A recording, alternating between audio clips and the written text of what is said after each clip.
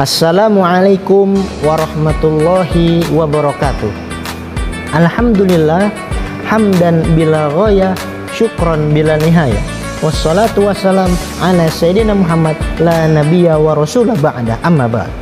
Yang saya hormati Dewan Juri yang arif dan bijaksana, yang saya hormati para pemirsa yang berbahagia.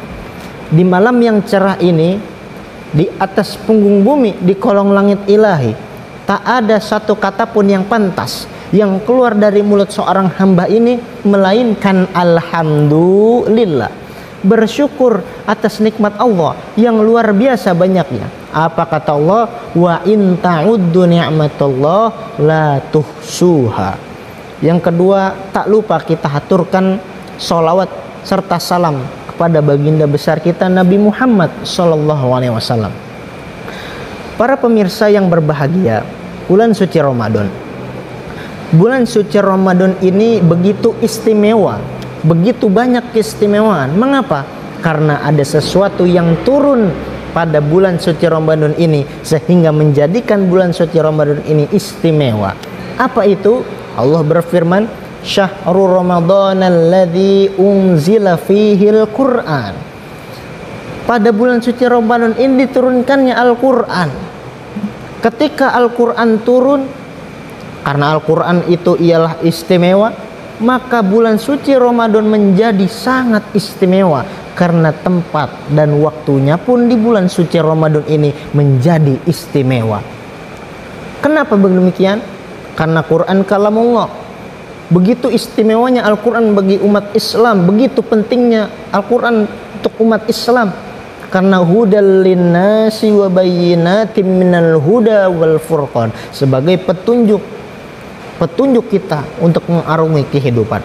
Nah, dari bulan suci Ramadan ini yang paling populer di kalangan kita ialah ibadah puasa. Para ulama menafsirkan ibadah puasa ini ialah ibadah sirriyah, ibadah rahasia, tidak ada unsur sugesti. Kalau ibadah lain kita perhatikan, kalau orang sholat kita tahu, orang puasa kita nggak tahu. Kenapa? Karena ibadah ini ialah ibadah rahasia, ibadah yang hanya kita dan Allah lah yang tahu. Kalau orang sedekah kita tahu, kalau orang haji, jangankan kita, satu kampung tahu, satu kampung nganter. Maka ibadah puasa yang hanya kita dan Allah lah yang tahu ini menjadi istimewa. Bahkan Allah berfirman pada hadis qudsinya, kullu amal ibni adam lahu illa siyam fa innahu li wa ana ajzi bih. Semua amalan Bani Adam itu untuknya kecuali apa? Puasa. Karena puasa itu untukku dan akulah yang akan memberikan ganjaran untuk orang yang berpuasa. Begitu istimewanya puasa bagi kita.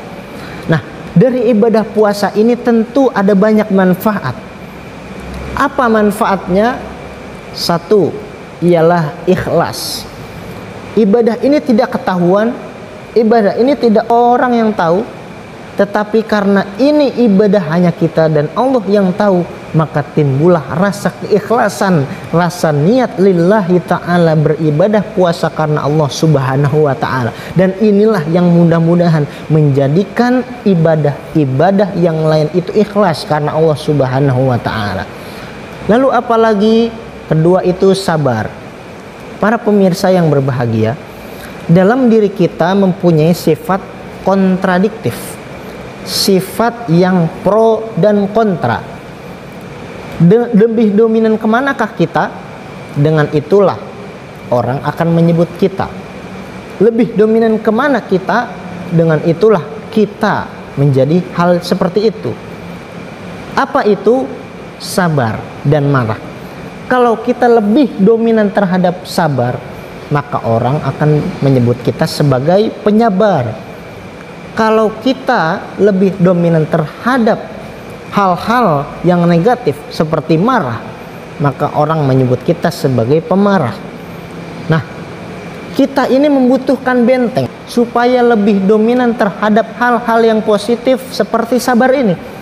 Maka Rasulullah SAW bersabda, as-siyamu junnatun idza kana yaumu siyami ahadikum fala yarfus wala yafsuq wa in syabahu ahadun aw qatalahu falyaqul inni shaim inni shaim. Rasulullah SAW bersabda, puasa itu benteng.